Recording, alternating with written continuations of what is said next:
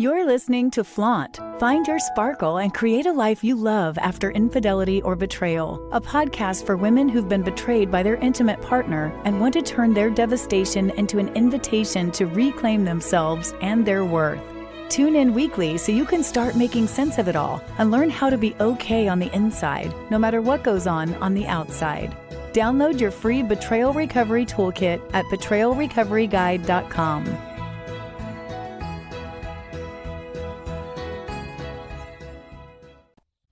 Take a breath before we dive in. I mean, literally, sit back and take a breath. You are listening to this show. You are listening to this episode because you have been through something traumatic, something wildly destabilizing that invokes grief, loss, fear, shame, and I think most significantly, identity loss. So it's normal to have questions. It's normal to have so many questions after betrayal. And that's what I really want to normalize during this interview. I want to normalize having questions. And I want to let you know that in a lot of regards, the questioning never really stops because there's always something more. But what I also want you to know is while the questions don't stop, they do change, they soften, they evolve. And the questions really, honestly, I can say this both from my experience and from working with so many women, men, and couples. The questions are what define you moving forward. And the higher quality of questions that start evolving, the more growth you have as an individual. And you really are in for a ride. And I know you're probably like, oh, really, Laura, did she just say that? Yeah, I did just say that. Because what I mean by that is you were in for an experience, you were in for a ride. And while you think it's going to look one way, and while you think it's going to produce a certain result, what I'm going to say to you is it's going to be different than you think. It's always different than you think. And not to Pollyanna this, because there's nothing positive about this in the moment. At the end of the day, you will be okay. At the end of the day, you will be safe. At the end of the day, you will trust yourself at such a deep, profound level. And no, you're not always going to feel like this. No, you're not always going to be triggered and sad and scared. You will be fine. You will be so much better than fine. So again, settle, drop into your belly. If putting your hand on your belly helps, put your hand on your belly. If you feel like shuddering or crying, go ahead and cry. If you're having one of those reactions where I just have to move, go ahead and pace or run or shimmy or shake. Do what you need to do to regulate your body. Because today I'm going to answer your top questions. I'm going to answer the most common questions, both that people are searching for online and the questions that they are asking me when we get together in an introductory session or when we begin our work together and we start this journey. So yes, these are the questions that show up on Google, on YouTube, and in private sessions. And chances are these are the questions that you have had to. And what I want to do is I want to answer them, obviously with honesty, but also with nervous system awareness and compassion. Because I know there were so many times, especially when I was early on in this journey, where I would have this question and I would desperately want to ask it, but I was also terrified of the response because I knew what I wanted that response to be. And I found myself kind of caught in that in-between place of, do I really want to ask this or not? So rest assured, the answers will all have that level of nervous system safety. And I also want to give you full permission up front. If you need to pause and re-regulate, pause and re-regulate. If you need to come back to the show in a week, come back in a week. It's always going to be here. But every question that I'm going to present to you today and then answer, I want you to hear it in a slightly different way. I want you to hear it not only on the surface level, like, here's the question, but I want you to think about what's underneath that question. Because what's underneath all of these questions is a question about safety, about trust, about self-trust, about, am I going to be okay? So as we go through everything today, I want you to hear the questions on two different levels. All right, are you ready? The first question, why does betrayal hurt so much? That is the number one question that people type into Google at some point during their betrayal recovery journey is, why the heck does this hurt so much? Because most people don't think about what it would really feel like. When people think about infidelity or betrayal, they go right to, well, I would leave him. Well, I would never do this. Well, blah, blah, blah. And they go right to a judgment and an action. They don't go right to that sense of your insides crumbling as the world crumbles around you. Betrayal hurts so much because it comes from the people who we trust the most. And in movies, TVs, books, all of that, when we think about betrayal, we don't think about the impact of the person closest to us hurting us. We see it from that like once removed perspective of that's a horrible thing and I would just walk away. We don't see it from that personalized space. So then when it happens to us, we are wholly unprepared because we never think it would happen to us. Now, there are situations where people will say, oh, I kind of maybe suspected it. And even when you kind of maybe suspect it, you still don't really think it's going to happen to you. Now, moving deeper though, what is under that question? What is under the question, why does betrayal hurt so much? What you're really asking is, why does this feel so big? What's wrong with me?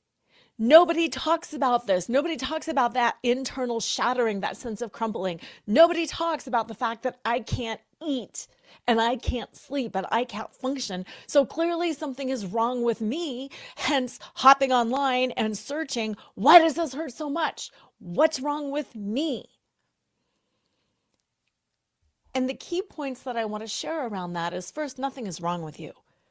It hurts so much more than you realize. And it's supposed to hurt so much more than you realize. The other thing is, betrayal is a rupture of your reality. It's not just a rupture of the relationship or the finances. It's your reality. You lived in this reality where you thought you had each other's backs, While sure, we were having marital troubles, or sure, we had this conflict, you never really thought somebody was doing this. And like in my case, it was 15 years. So 15 years of my life came to the screeching halt, and I had to think back over the last 15 years and be like, who were we? Who was I? Who was our family? Betrayal ruptures your entire reality. It destabilizes your internal map of the world. And it's not just your relationship. Like if you have kids, I had kids, it's the parenting relationship, it's the extended family relationship. It makes you question vacations, holidays, anniversaries. It's everything. It also destabilizes your view of what it means to have each other's back, of what it means to be married, of what it means to be partners. It destabilizes, like, why was I trying so hard if they weren't? It breaks everything. And because it breaks everything, not just the romantic relationship, but everything, your nervous system is in an extreme state of threat. So think about it like this. If you're standing in the middle of the road and a bus is barreling at you, you are in immediate threat for your physical well-being. I have to move my physical body out of the way. You're not sitting there thinking, I wonder if my mortgage check is going to clear this month.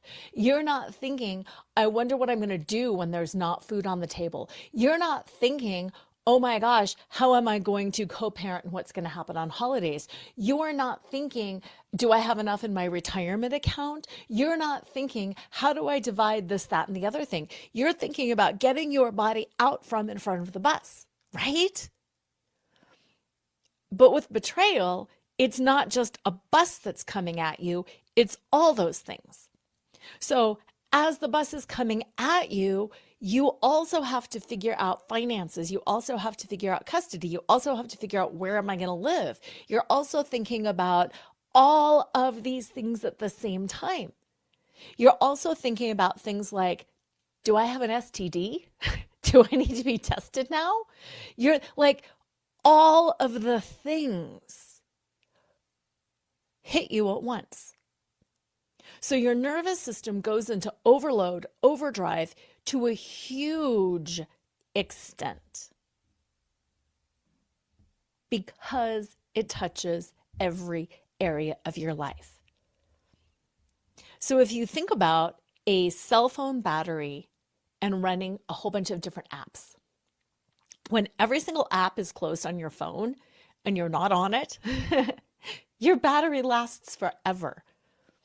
But if you have your step counter going, and if you have Zoom meetings going on and off, and if you have your mindfulness app pinging you, and if you are doing some Voxer coaching with Lora, and you're doing some Marco Polos with your friends, and you've got all these apps going on, you're going to drain that battery much more quickly. And I love that analogy when it comes to betrayal, because it's not just one app you have open, the sexual betrayal, the relationship betrayal. Ping, all of a sudden at the moment of discovery, everything lights up, every app opens up, and your battery drains quickly because now you're thinking about 400 things instead of just one thing. So why does betrayal hurt so much? Whoa. Totally unexpected, destabilizes everything, and puts an enormous drain on your nervous system. So what I want you to know is nothing is wrong with you. When your body shuts down, it's like your phone shutting down. It's trying to protect you. When you are non-functioning, there's nothing wrong with you. Your body is shutting down because you can't function and do all of that. And what I want you to know around that too is that's why talking isn't always enough. That's why talking about it sometimes can feel more triggering. That's why leaping into marriage counseling, hey, let's just go fix this, doesn't really work, because that is opening yet another app, so to speak, that is draining you. Your body needs time to recalibrate. You need support in shutting down apps, metaphorically. You need someone to say, let's do some triage here. What do you need to do first? What can wait until next week? And most importantly, how can you calibrate yourself right now? All right, question number 2. Will I ever trust again? Will I ever trust again? Will I be able to be in a relationship again? Will I be able to trust the world again? The question underneath that, though, can I trust myself again? If this happened to me and I didn't see it coming, how can I be so stupid? What was I missing? How can I trust myself? How can I determine good from bad, right from wrong, truth from fantasy? How can I do that? That's the question that's really under that. I love answering this question because trust isn't rebuilt by promises. If your partner is like, but I'm never going to do it again and I'm so sorry, that's great, but that does not rebuild trust. Words do not rebuild trust. Just like words and talking about it doesn't rebuild nervous system safety, words do not build either self-trust or relational trust. Trust is rebuilt by a combination of consistent actions, consistent behaviors, consistently showing up in different ways. But trust is also, and not a lot of people talk about this, built by self-alignment. My husband, we are still together. If you're new to the show, yes, he cheated for 15 years with 5 different women, and we are together, and we are happier and healthier than before in ways that I never saw coming.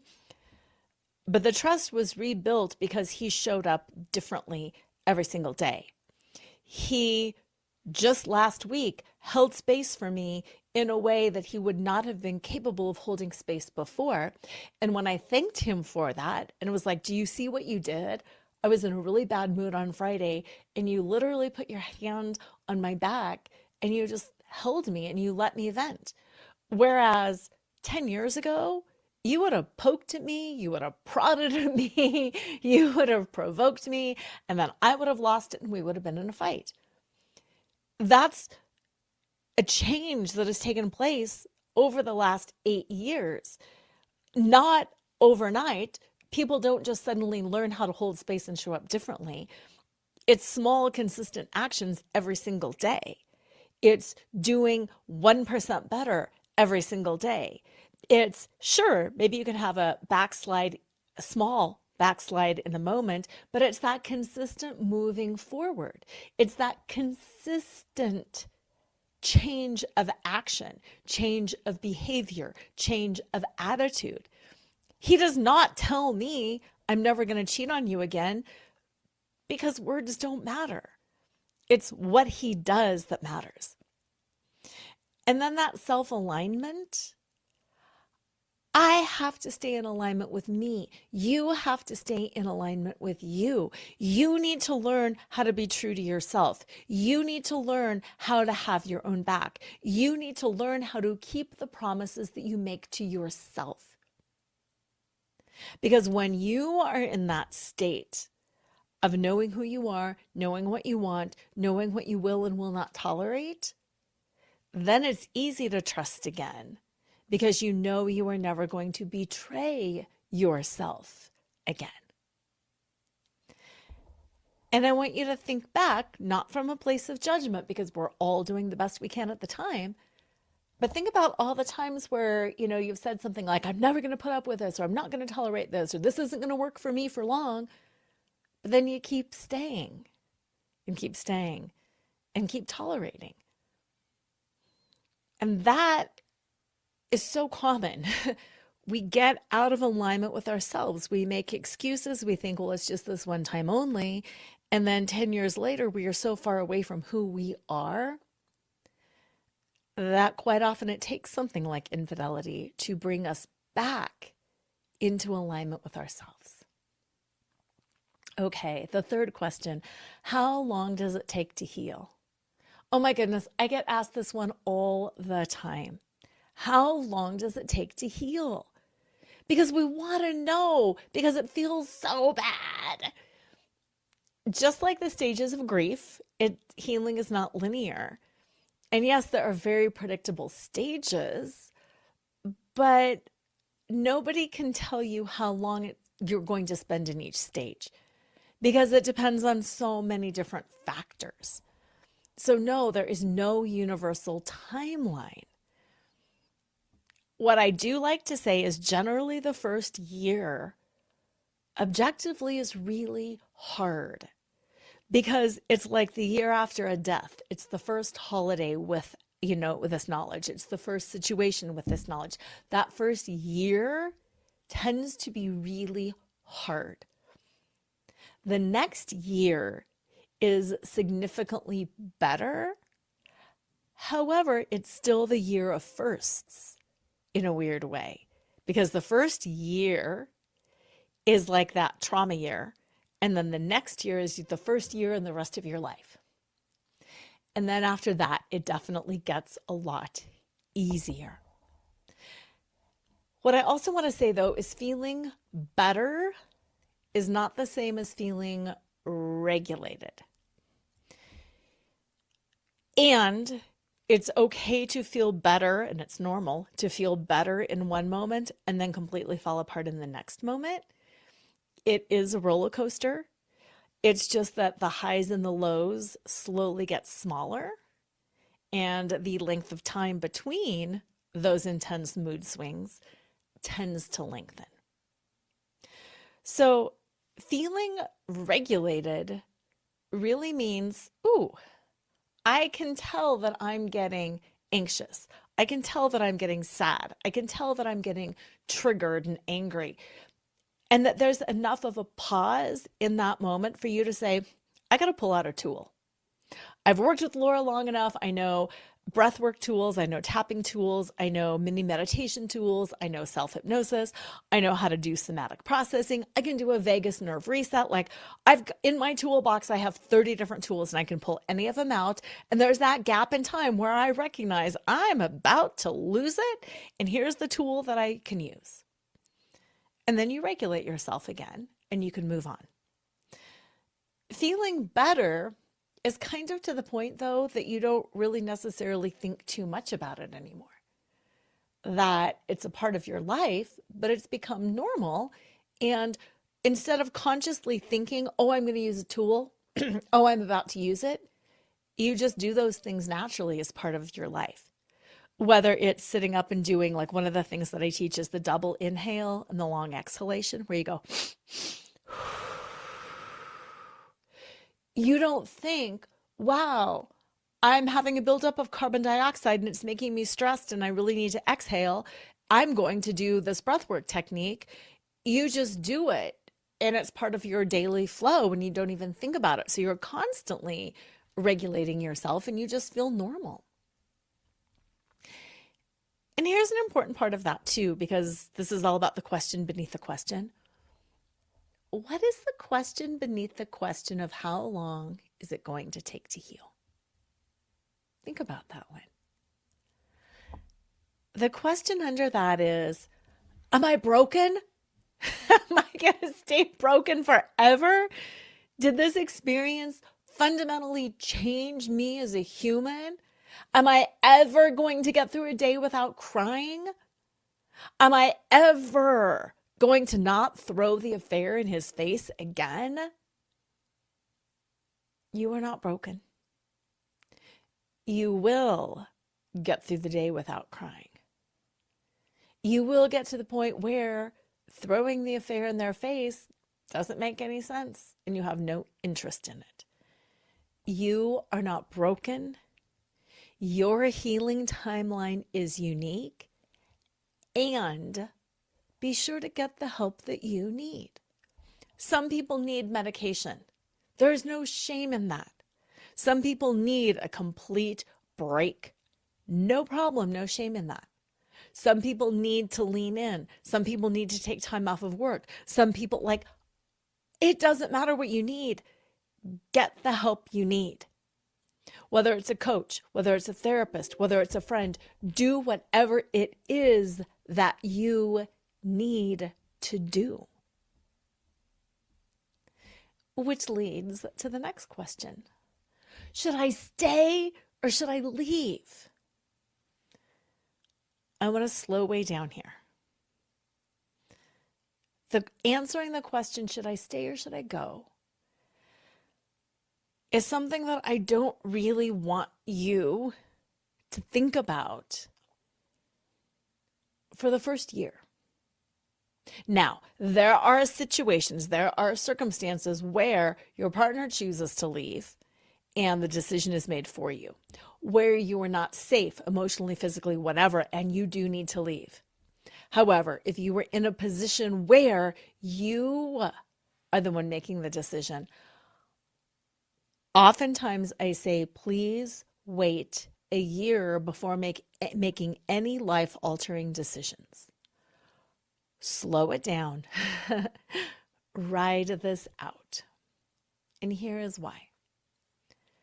Decisions made from a place of dysregulation tend to cause more chaos. Decisions made from a place of dysregulation tend to cause more chaos. If you leave in anger, if you make huge changes because you're so hurt, humiliated, embarrassed, whatever, chances are high that your nervous system isn't completely regulated, which means you are not in the prefrontal cortex, which is the rational, reasonable thinking portion of your brain.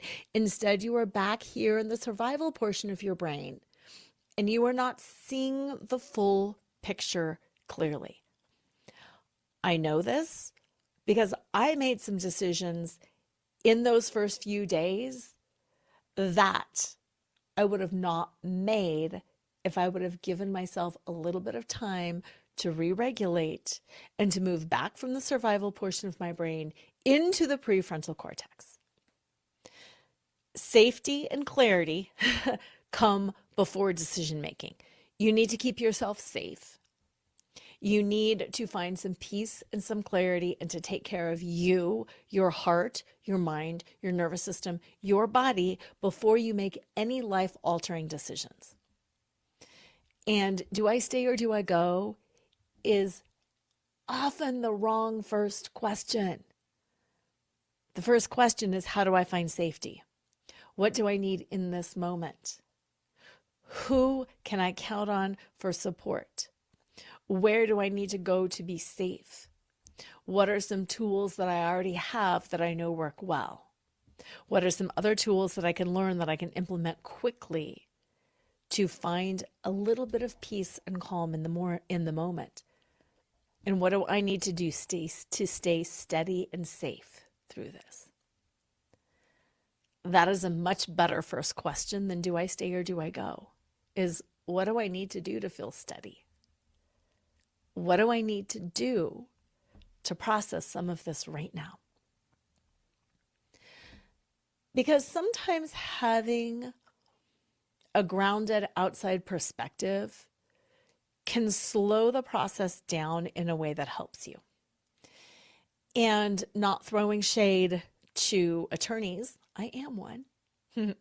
But if you go to an attorney's office, oftentimes it's not that they will pressure you to file, but if you go see an attorney, they will help you by helping you file.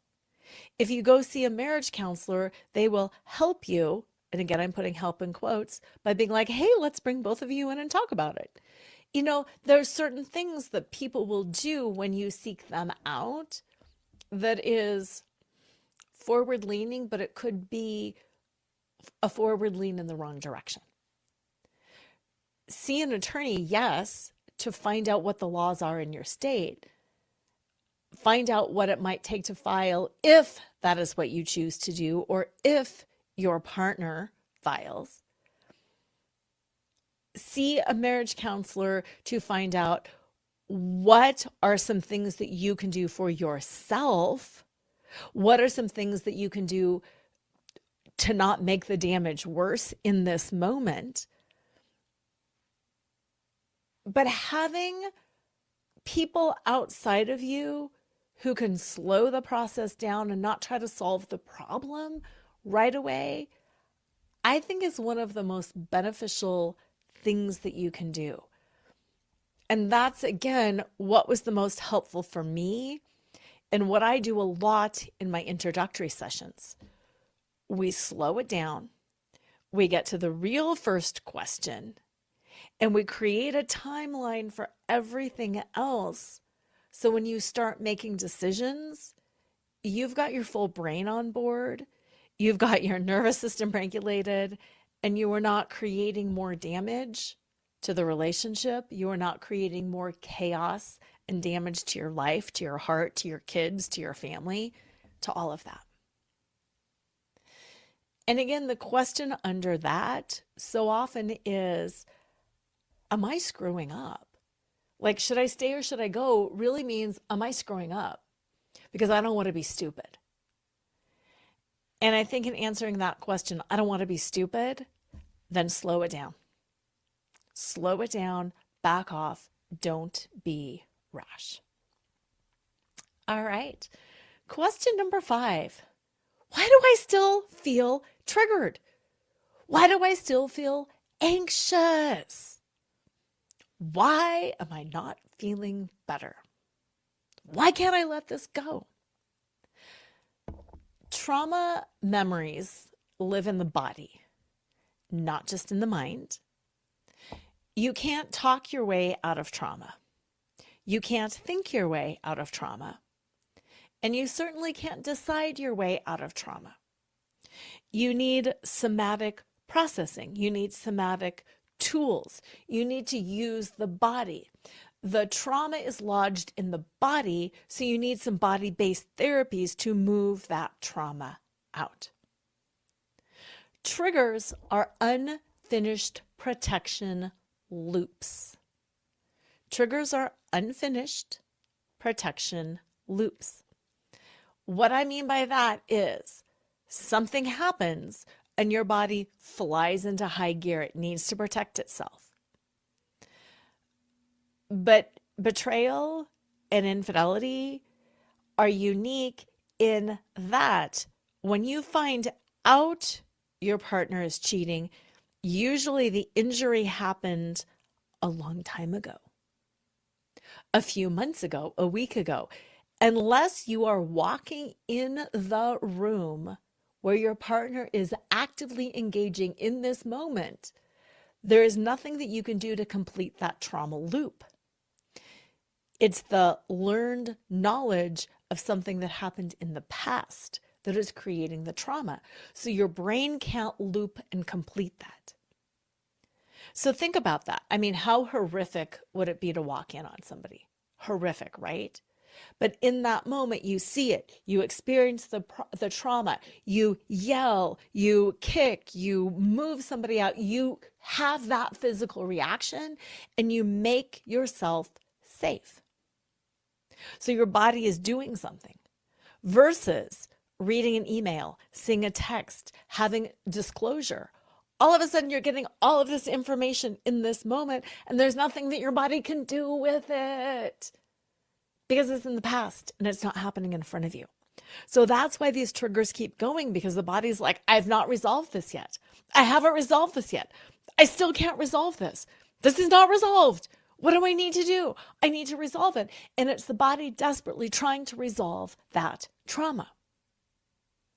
Again, this is why somatic therapy, somatic processing, using the body is so helpful. And I also want to reassure you that this kind of hypervigilance, it's not a weakness. You're not broken.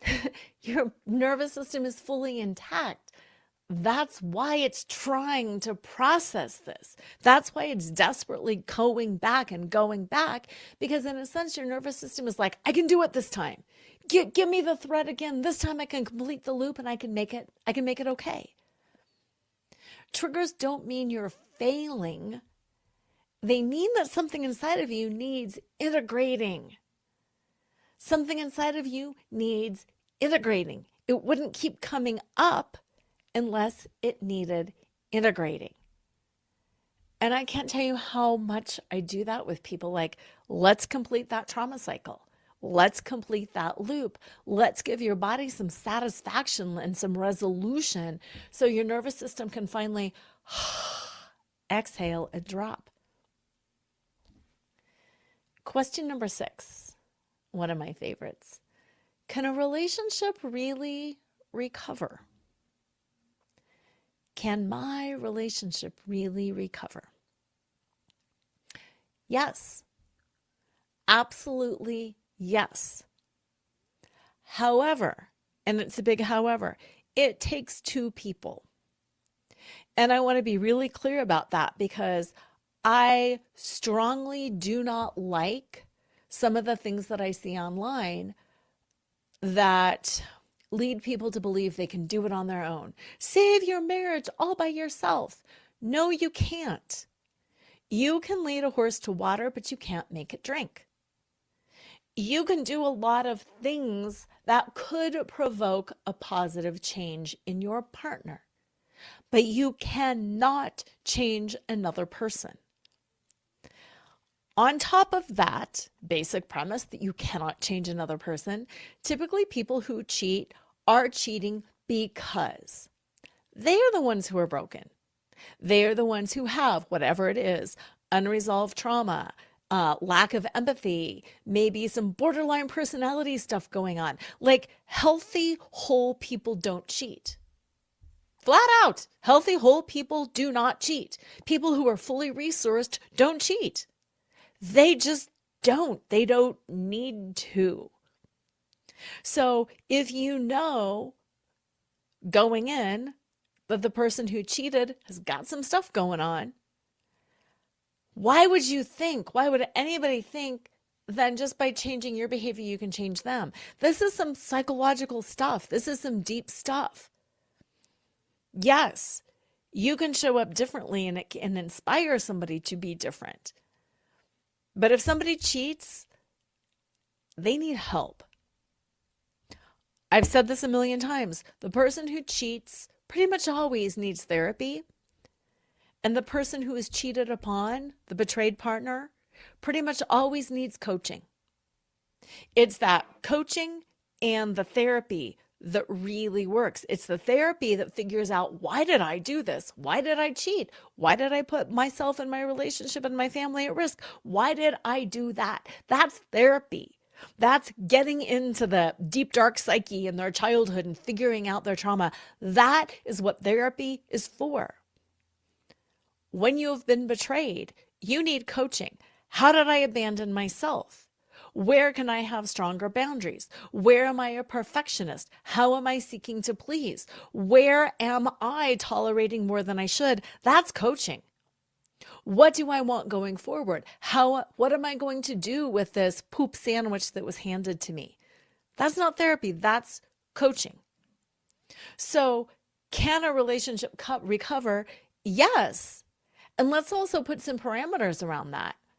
Yes, if your partner is willing to go into therapy, if your partner is willing to look at themselves, if your partner is willing to show up differently, absolutely.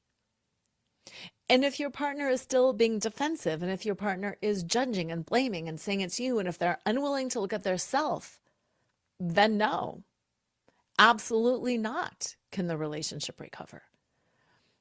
So it really depends. But can it? Yes. Not only do I have a healthier, happier relationship, but many of my clients do too. And no, it doesn't happen overnight. But when you are each elevating, when the person who cheated is getting their stuff and their issues worked on and they're showing up differently, and you're becoming a clearer, cleaner version of yourself with not permeable boundaries, and you're not seeking to please, and you have your own life and all this stuff going on, the relationships that can be created, oh my goodness, are so, so good. And yes, I work with couples navigating this. And I also work individually, both with the betrayed partners and the betrayers, because here's the thing, accountability and compassion really can and should coexist. And something I hear a lot from the betrayed partners is they appreciate that I have compassion towards them.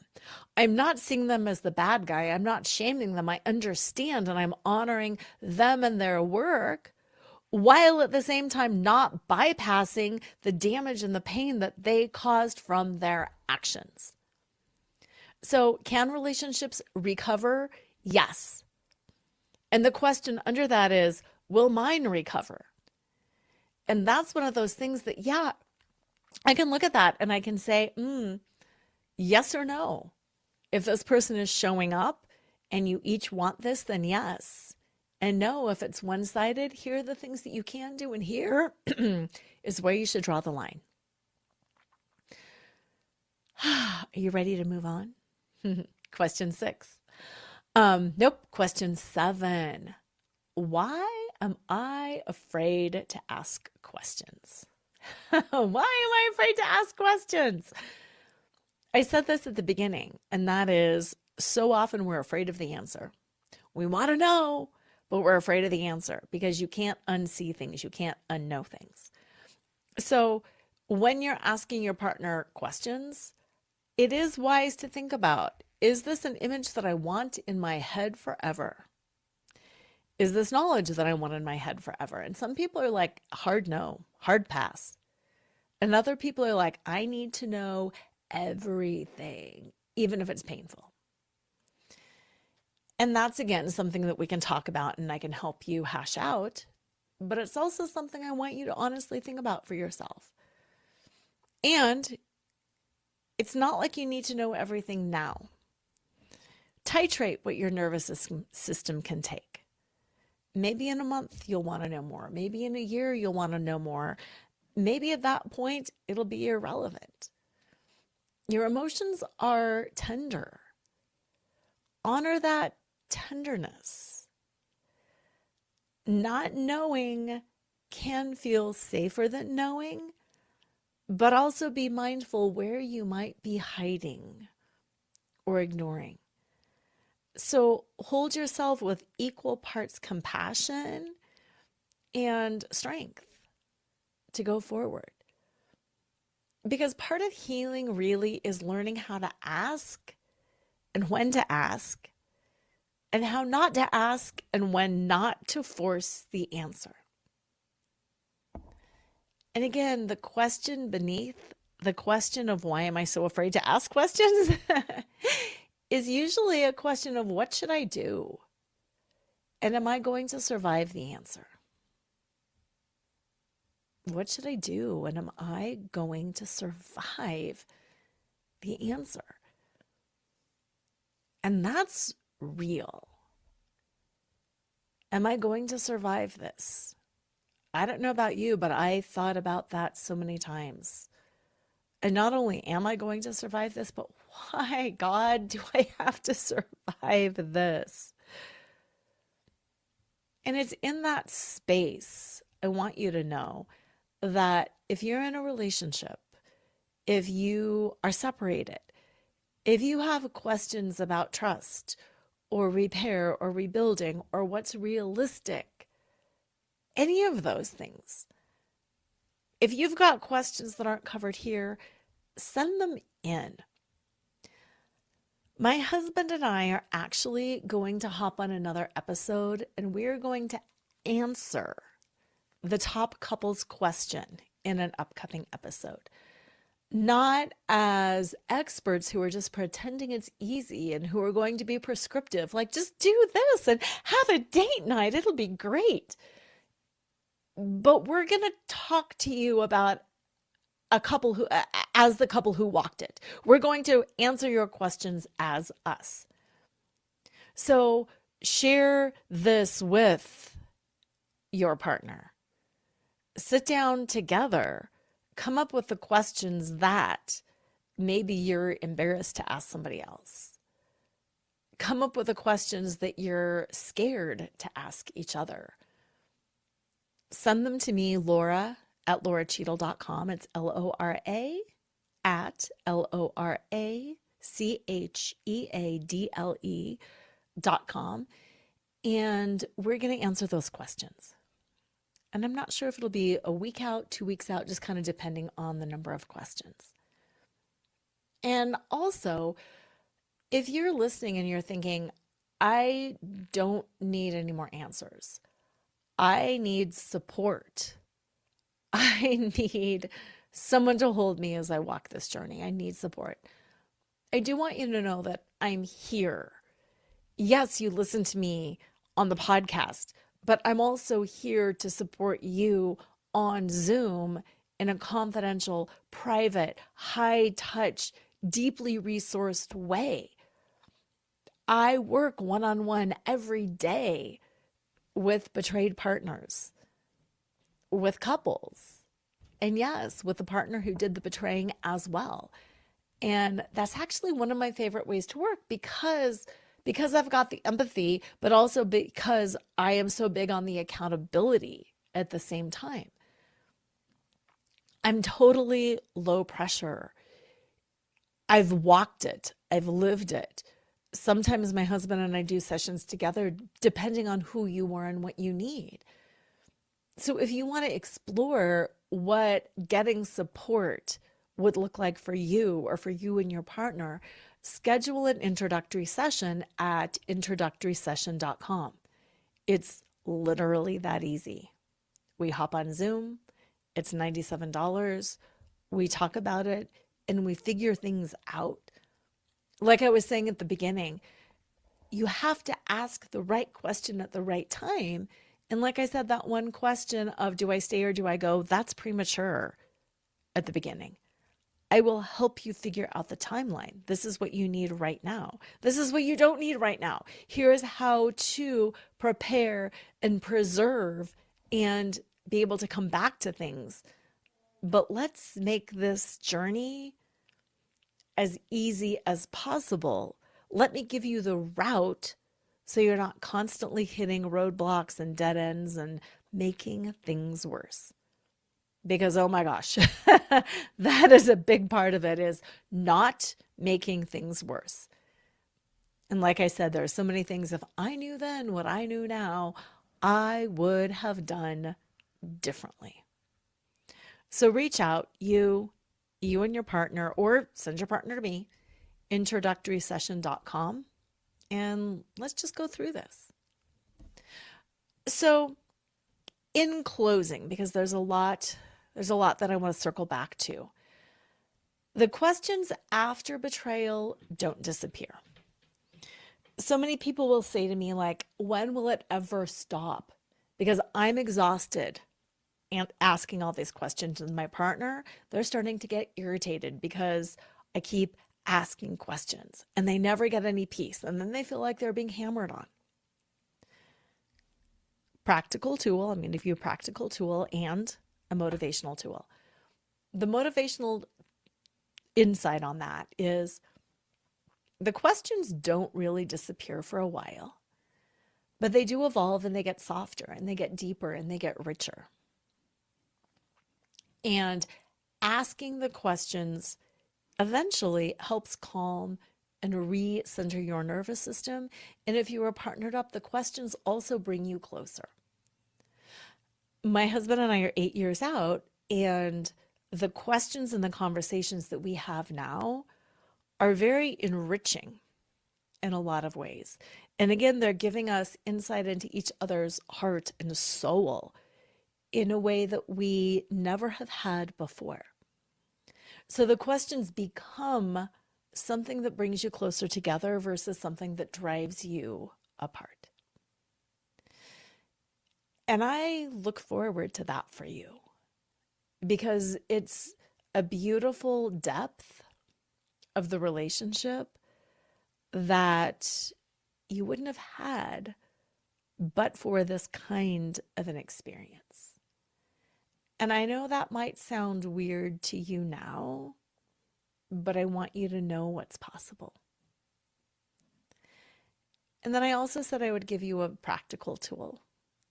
And that practical tool is get yourself a journal, a little paper journal. just a cheap one, a notebook, whatever. And I want you to write down the questions that you've asked, and I want you to write down the answers.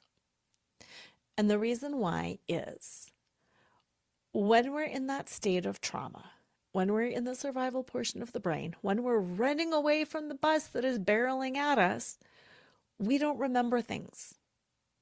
If you're running away from a bus that is barreling down at you and somebody shouts their birth date to you, you're not going to remember the birth date because it is not important in that moment. What is important is navigating the bus. And that's what you're experiencing right here, right now. So write down the answers. Write down the questions. And then when you have them, you can go back to your notebook and be like, I asked that already. I know this. I know this. I know this. And then that also helps you to evolve the questions because, okay, well, I know this. Oh, wow, but I don't know this. And that is going to calm and reassure you. That is you taking care of you. And if you're partnered up, it's going to calm and reassure them as well because you're not hammering away, hammering away, hammering away. Your questions are shifting. You are calming your nervous system and you are calming theirs. So you're co-regulating off of each other and becoming calmer and calmer instead of more and more and more keyed up. And then the other thing that I want to circle back to is the most important work around this isn't answering the loudest question. How could you do this? The most important work is listening to the question underneath the question. It's not necessarily how could you do this? It's why was I not worthy enough? Why didn't you love me enough? How am I ever going to know that I'm safe again going forward? Listen for the question under the question. Ask yourself, what am I really asking here? Am I really asking for the color of her bra and underwear? Is that really what matters to me? Do I really, really want to know the color of her bra and underwear? Or is the question that I'm asking, really, was she prettier than I was? Was she sexier than I was? Did she do something that you found more attractive that I wish you would have told me because then I would have known, blah, blah, blah, blah, blah. What is that question beneath the question? And then the last thing is I want to reassure you, you are not wrong for having so many questions. You are not wrong for needing reassurance. You are not broken. And most importantly, you are absolutely capable of rebuilding safety, both inside yourself and with the world. But what I want you to know is that trust gets rebuilt inside you first. You cannot rely on your partner to help you rebuild the trust. And oh my gosh, this is a whole other rabbit hole I could go down. So many people are like, I need closure before I can heal. No. You need to heal before you get closure. Everything starts with you. Everything is internal. When you rebuild your trust first, that's when you can rebuild trust with your partner. It's not about what your partner is or is not doing. It's about what you are doing for you. And yeah, that's a big one. I can't tell you how many introductory sessions we go through that. What are the ways you are rebuilding yourself first? How are you creating trust with yourself? How are you having your own back? How are you stopping self-betrayal in every moment? Because until you are solid with you, relationships will never feel the way you want them to feel.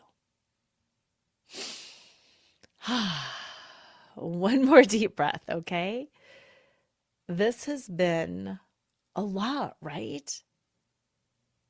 This is a lot. There's a lot of questions. There's a lot of questions beneath the questions that really go to you and your heart and your worthiness. Go slow, listen again. Take notes if you need to take notes.